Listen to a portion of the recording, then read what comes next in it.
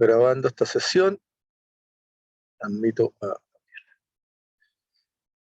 metrología. Esta clase tiene por interés. Aquí llegó Carlos.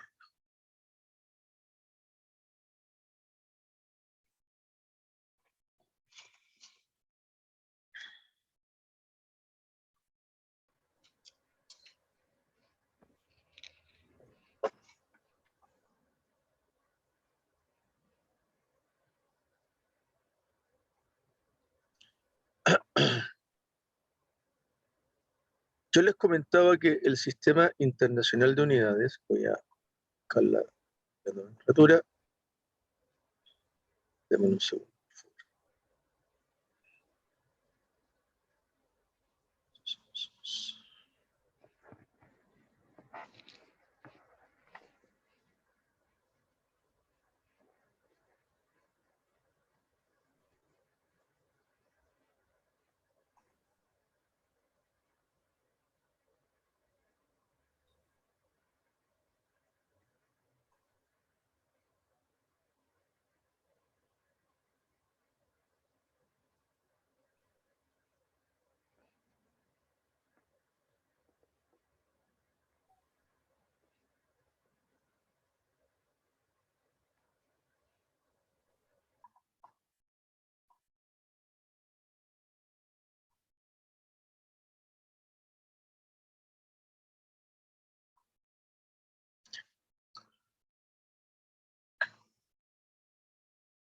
Ahora sí.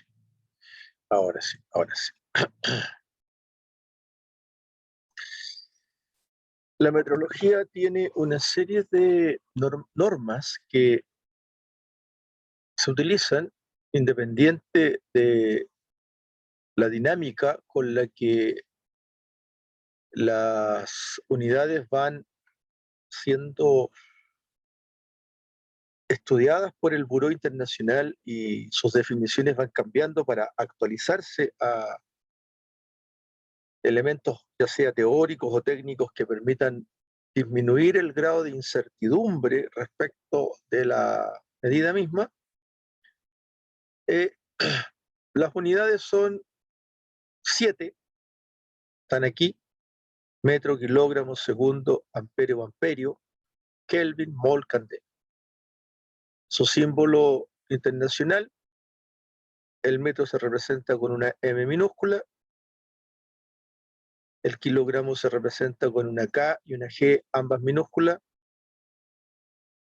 el segundo se representa con una S minúscula, el amper o amperio con una A mayúscula, porque es el apellido del físico francés que estuvo estudiando el concepto de la corriente eléctrica.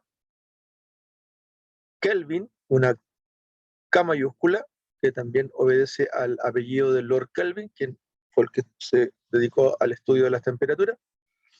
Mol, que se escribe exactamente igual, deriva de la palabra molécula. Y candela, que es una C y una D, que proviene del concepto latín de candel, que significa vela. Entonces,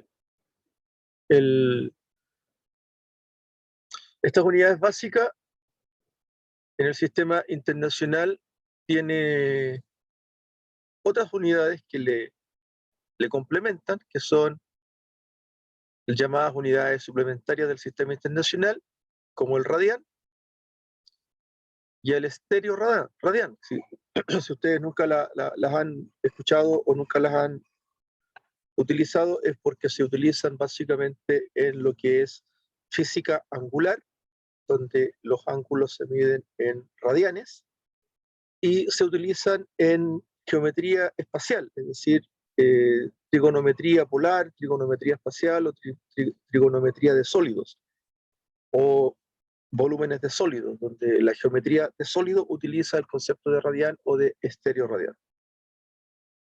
Muy poco utilizado, por lo menos a nivel de taller o a nivel de industria normal.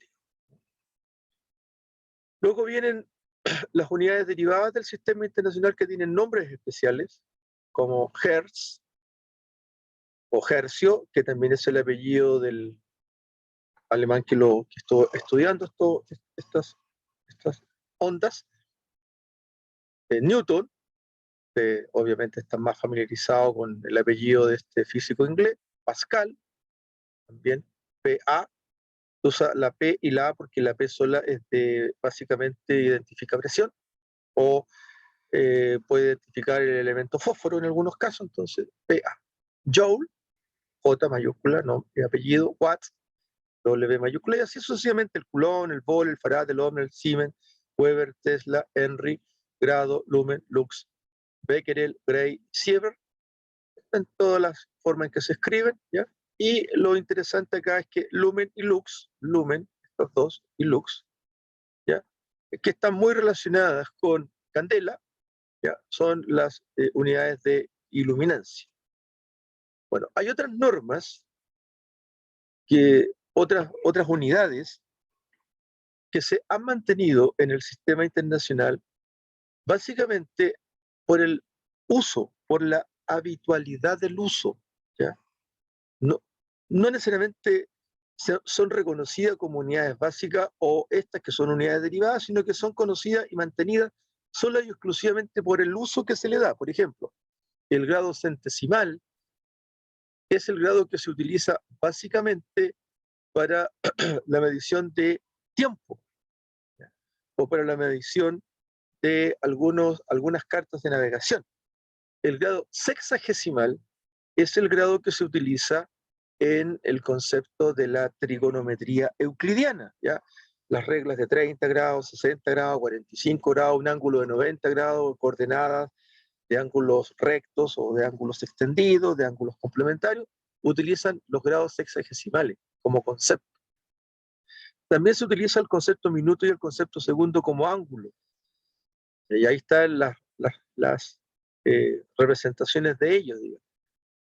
El concepto litro, que también es un concepto que se puede utilizar el símbolo L mayúscula también, como alternativa del símbolo L minúscula. Ya eso en algunos libros usted lo va a ver con L minúscula o L mayúscula.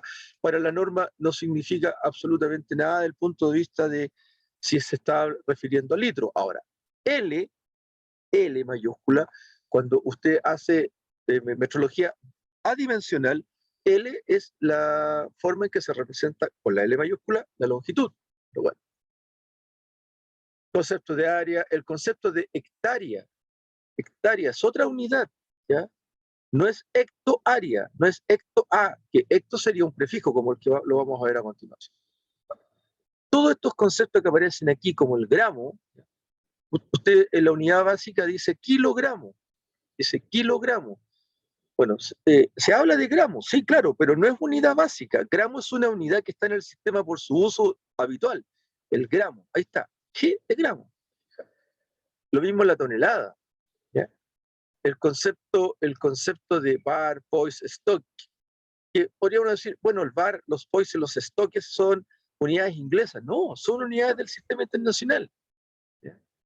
Ahora, que son más utilizadas o tienen una mayor utilización, básicamente en sistema inglés o los anglosajones hablan del bar para hablar de presión y no de, no sé, pues newton por centímetro cuadrado o pascal por centímetro cuadrado, es un asunto de uso, ¿ya? Bueno. Y los prefijos, ¿ya? La tabla de los prefijos. Ahora, tal como se los indiqué en alguna ocasión, voy a ahí, entenderlo un poquito para que solamente, eh, ahí está. Los prefijos van desde el prefijo 10 elevado a 1 hacia arriba, 10 elevado a 1 es 10, y así sucesivamente 10 elevado a 2 es 100, 10 elevado a 3 es 1000, 10 elevado a 6 es 1.000.000. Fíjese que no guardan una relación así de por qué no está el 10 elevado a 4, por qué no está el 10 elevado a 5. Porque simplemente a la metrología no la asocia o no lo asoció a un concepto de magnitud. ¿Ya? O sea, 10 milésimas de gramo es 10 elevado a la menos 4, pero no está en el sistema, ¿te fijas?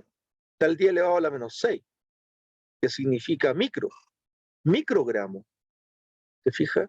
Bueno, estos factores que son, llega a 10 elevado a 18 o 10 elevado a la menos 18, en esta tabla ya, en otras tablas llega a 10 a la menos 24 y a la 10 a la 24, ¿ya? Pero bueno, en esta tabla, que es una norma ISO, ¿ya? Que es la UNE 82104, ¿ya? Que tiene que ver con metrología, ¿ya? Usted lo puede ver ahí, esta es una norma española, representación de las unidades del sistema internacional, ¿se fija? Y bueno, es una norma americana, ¿ya? Está en nuestra base de datos de la universidad, ¿ya? Tanto no hay problema en que la utilicemos y va a quedar para uso de ustedes también, ¿ya? Bueno, pero ¿cuál es la aplicación de todo esto? Que hay que ver en la aplicación.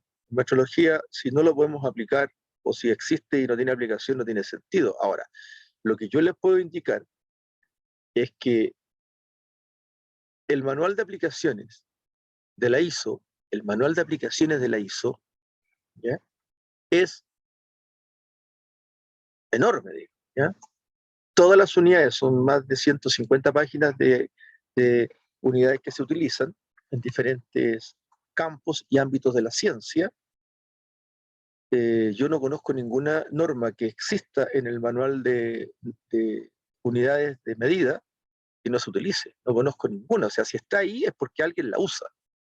Puede que mi disciplina no la use, puede que yo en el ámbito que yo trabajo no se use, pero no significa que alguien en alguna parte del mundo, en algún laboratorio, en alguna empresa, en algún lugar, no estén usándola y no se esté midiendo en esa unidad. Cualquiera sea el prefijo con el cual en ese campo de la ciencia se esté utilizando para medir. ¿Ya? Puede ser mega, tera, giga o micro, qué sé yo, mili o cent. Bueno, por otra parte, tengo, si esta es la clase que quiero compartir, sí, este apunte, que también lo compartí con ustedes, ¿ya? En todo caso lo vamos a hacer llegar también a ustedes. Estos son apuntes que están en lo virtual, pero terminada la clase se los voy a hacer llegar. Aquí yo extraje del sistema internacional lo mismo, se fija, la unidad que es 1, la unidad que es 1, y los prefijos utilizados para mayor a 1 y menor a 1. ¿Ya? Y cómo se lee, digamos, su equivalencia en la unidad. Décima, centésima, milésima, millonésima, mil de millonésima, billonésima, mil de billonésima y trillonésima. Hacia arriba de millón, mil de millón, billón, mil billones, trillón. Son conceptos que están en la metrología. ¿Ya? Pero ¿cómo se usan? ¿Ya? Cuando hablamos de metrología de masa, y que es algo que en el laboratorio en algún minuto en el futuro vamos a incorporar, que es la metrología de masa, nosotros estamos utilizando el laboratorio de metrología dimensional de longitud solamente, ¿ya? Con dos instrumentos, piezometro y micrómetro. ¿Por qué no usamos metrología de masa? Porque se requieren balanzas. Ahora yo tengo mis propias balanzas para hacer metrología de masa, pero ese no es el punto, no es el caso. El asunto aquí está en que de alguna forma o en alguna medida, lo importante es el hecho de que la metrología va asociada al campo en el cual se aplica.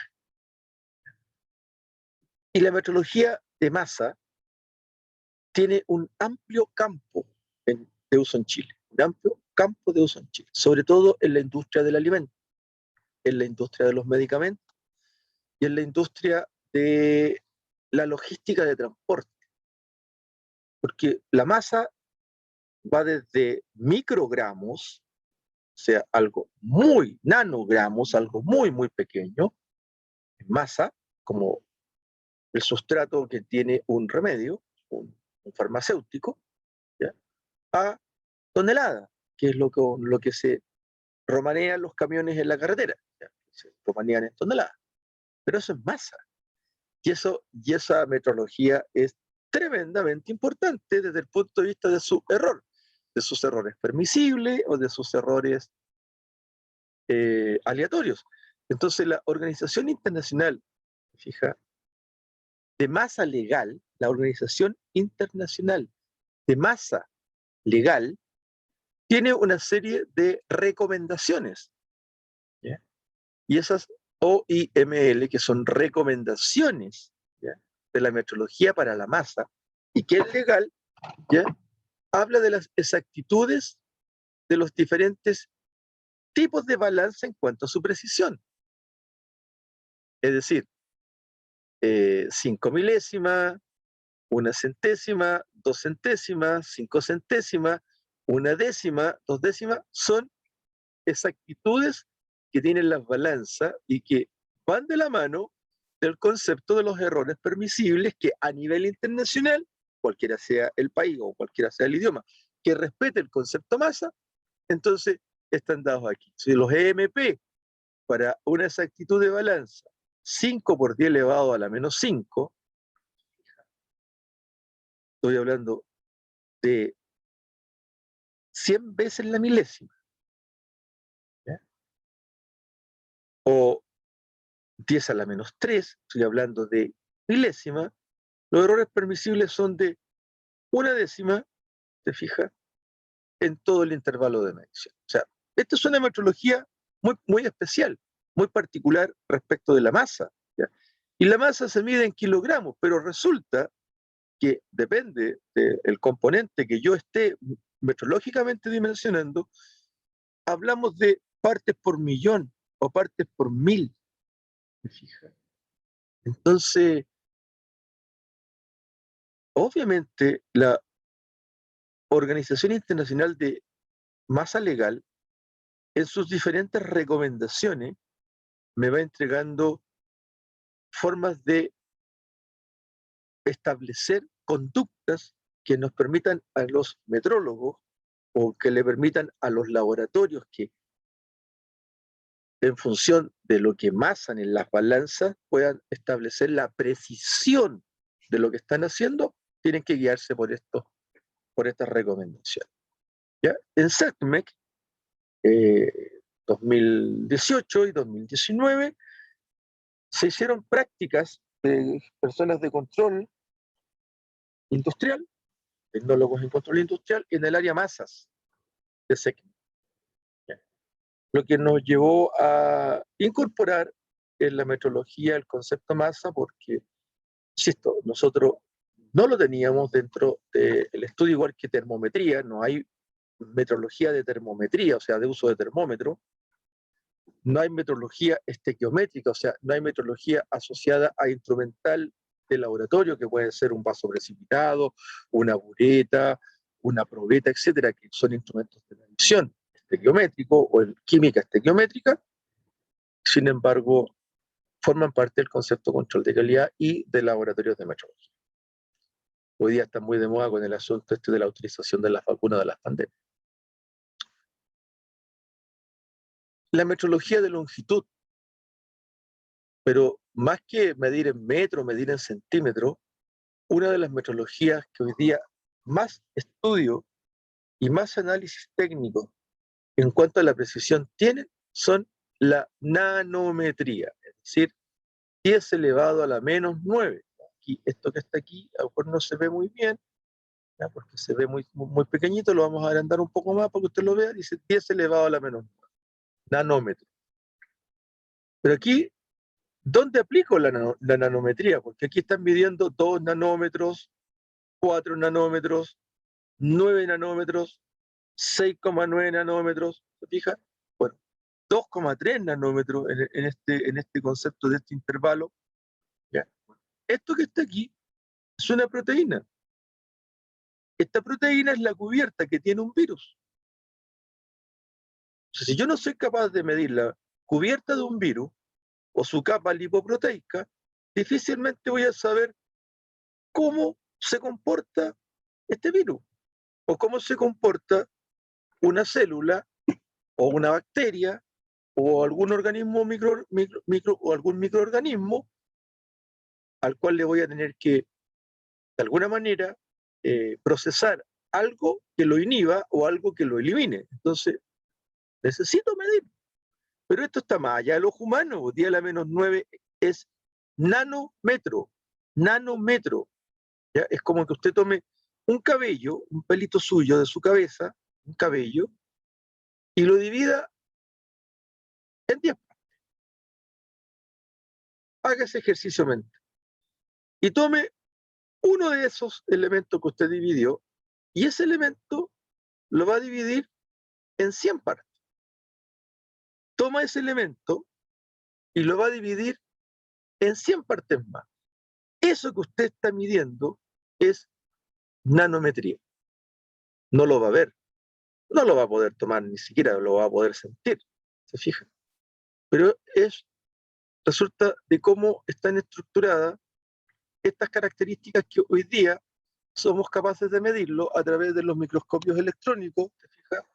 O la refractancia nanométrica, ¿se fija? Entonces, aquí la nanometría, o sea, estoy en el ámbito de elementos que están siendo medidos 10 a la menos 7, 10 a la menos 8, 10 a la menos 9, y es el marco de las proteínas que estamos viendo.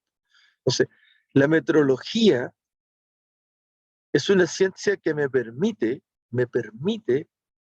entender cómo funcionan las cosas porque las puedo medir. Si las puedo medir, las puedo controlar. O sea, estoy tratando de encajar en una pared, estoy tratando de encajar entre 2.3 nanómetros o 6.9 nanómetros un tapón que sea capaz de evitar que aquí un virus entre con su ancla y pueda introducirse al interior de la célula y multiplicarse. Entonces aquí voy a colocar un tapón, pero ese tapón tiene que ser exacto, porque tiene que medir lo que yo necesito tener. Y eso es lo que están haciendo los laboratorios. Lo he dicho en forma muy grosera, a lo mejor muy poco académica en el concepto de la investigación molecular. A mí me interesa el que se mide. ¿Ya? En el campo de la metrología de electricidad y electrónica tengo el amperio, fíjate, y este es un instrumento que mide miliamperes. Miliamperes. Aquí se miden 10 miliamperes o 1 miliamper o 0.1 de miliamper o 0.01 de miliamper. Es decir, esta aguja está midiendo intensidad de corriente eléctrica. Ahora, nosotros tenemos, todos los organismos tienen la capacidad electrónica. Todos los organismos tienen la capacidad electrónica. Por tanto, si tienen la capacidad electrónica, yo puedo medir flujo de electrones o cantidad de electrones. Nadie ha visto un electrón. Sin embargo, los estudiosos saben cómo se comporta un electrón, cómo se mueve un electrón. ¿Ya? Los electrones constituyen parte de las capas orbitales de los átomos. Todos los estudiosos dicen que el átomo se constituye de un núcleo y en torno a ese núcleo giran de una manera aleatoria los electrones. Y que hay electrones que tienen un spin positivo, o sea, giran en el sentido de las manecillas del reloj, y otros tienen spin negativo, o sea, en contra de las manecillas del reloj. Que hay unos que giran de izquierda a derecha y hay otros que giran de derecha a izquierda, o sea, se ha logrado medir el sentido de giro de un electrón. Le llaman spin positivo o spin negativo. Ahora, ese flujo de electrones, cuando están en el flujo del aire, el aire se mueve como un fluido y van cargados de electrones, usted cuando se carga de estática es porque el viento, su roce con el aire, lo va cargando positiva o negativamente. La electropositividad o la electronegatividad va a ser simplemente cómo ande, cuál es la constitución de su ropa, cuál es el pH de su piel, etc. Entonces usted se carga eléctricamente. Y la única forma de medir la carga eléctrica o la conductividad eléctrica es a través de una unidad que se llama amper. Entonces, cuando estoy midiendo los miliamperios, estoy midiendo en cierta medida la capacidad que tengo de un cuerpo de transmitir o de absorber electrones. Y se mide en miliamperios. Aquí está, miliamperios. O sea, puedo medir en 1 amper, 2 amper, 3 amper. La corriente de casa generalmente es de 10, 15, 20, 25 amperes.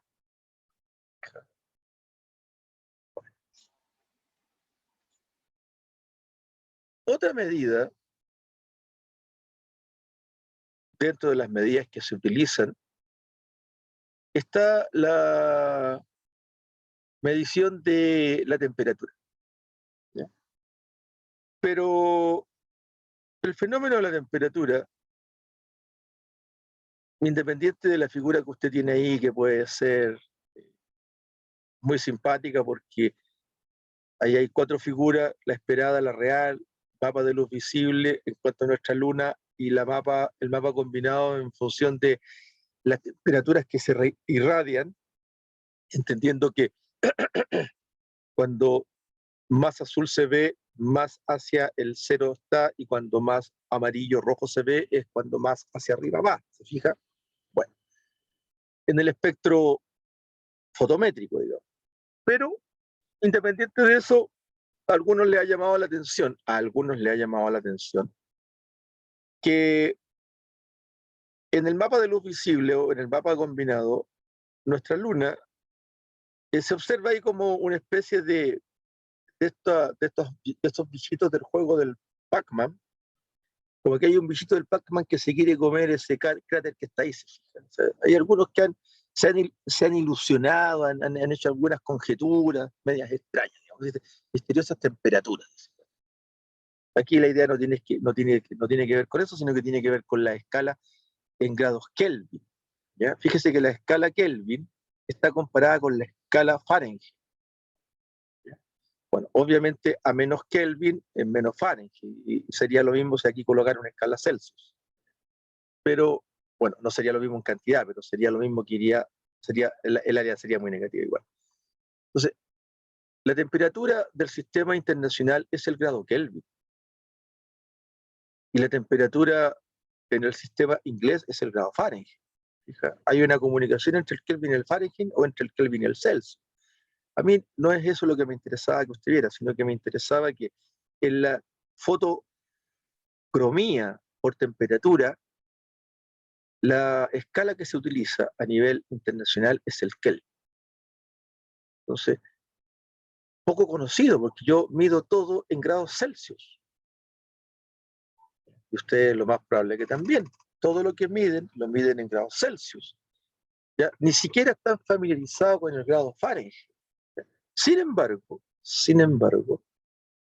desconocemos el concepto Kelvin. No lo usamos, porque ¿quiénes lo usan? Los astrónomos. ¿Quiénes lo usan? Algunas ciencias de la ingeniería que tienen relación con la vulcanología, o algunas ciencias de la ingeniería que tienen relación con todo lo que es la obtención de vapor a través de la fuerza térmica, digamos, o la energía térmica, o sea, de los geysers, ese tipo de cosas.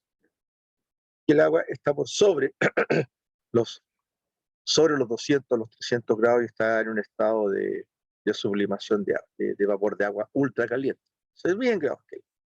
O los puntos de congelación en algunas disciplinas donde yo necesito que la temperatura disminuya hasta el 0 Kelvin y el 0 Kelvin son menos 273 grados Celsius.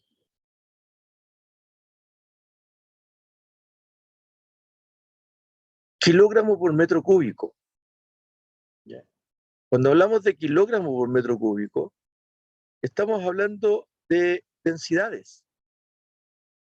¿Ya? ¿Y dónde se utilizan las densidades? Se utilizan para medir la densidad, por ejemplo, del aire seco para diferentes presiones o temperaturas y presiones, para establecer puntos de rocío, puntos de agua, puntos de sublimación del agua. ¿Dónde se utilizan estas gráficas o estas cartas? Generalmente en meteorología. ¿Ya? Los meteorólogos, o sea, los que trabajan en la Dirección General de la Aeronáutica Civil, para dar la temperatura, el tiempo en los aeropuertos, porque es fundamental conocer densidad del aire, la temperatura del aire, la velocidad del aire, la humedad del aire, la humedad relativa del aire, porque los aviones se mueven en un medio que es aire, y el aire es un gas. Y el gas, cuando se enfría, se condensa, y el gas, cuando se calienta, se expande. Entonces, cuando hay mucho calor superficial, el aire se calienta, y como la termodinámica dice que lo caliente va hacia lo frío, y la superficie más externa de la atmósfera de la Tierra está más fría que hacia la superficie del planeta, el calor tiende a ir hacia arriba. Al tender a ir hacia arriba, el aire se adelgaza. Cuando el aire se adelgaza, se fija, se adelgaza, es decir, pierde la densidad, el avión que se sustenta como usted parado en la Tierra, el avión se sustenta como si estuviese parado en el aire y caminara sobre el aire. Cuando el aire está menos denso, es como que usted camine en arena. Y si usted camina en arena, necesita más energía para moverse, porque la arena tiende a traccionarlo, tiende a retenerlo, tiende a friccionarlo más y por lo tanto se le hace más dificultoso avanzar. Bueno, un avión en el aire, con el aire menos denso, tiende a caer, entonces necesita más potencia para mantenerse suspendido en ese aire menos denso. Y viceversa, cuando el aire está más denso, es como que la arena, en vez de ponerse más fina, se pone más gruesa. ¿Fija? Entonces, tiene que, o sea, más denso o menos denso, en la aeronáutica, yo necesito saber la densidad del aire en kilogramos por metro cúbico. Deme un segundo, por favor, que estoy recibiendo una llamada. ¿Aló? ¿Aló? Sí, buenas tardes. ¿Dónde está?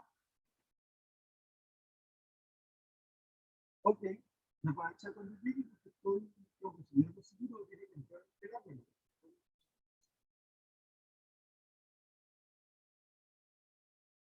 No, no, es un pasaje.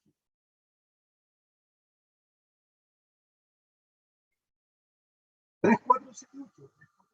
3478. Es un verde, 3478, y lo va a encontrar cerrado. Es un pasaje. Cuando llegue a París, hay un poco. Por favor, gracias.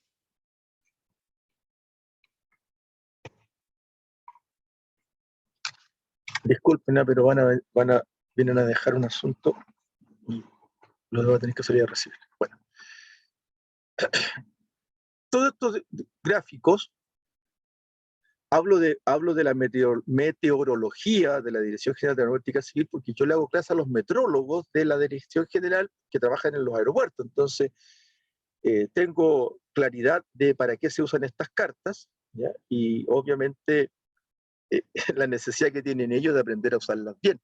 Aquí aparece un concepto que es temperatura, y estas temperaturas están en grados Celsius.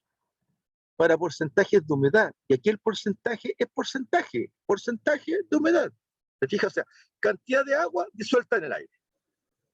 Cantidad de agua líquida disuelta en el aire.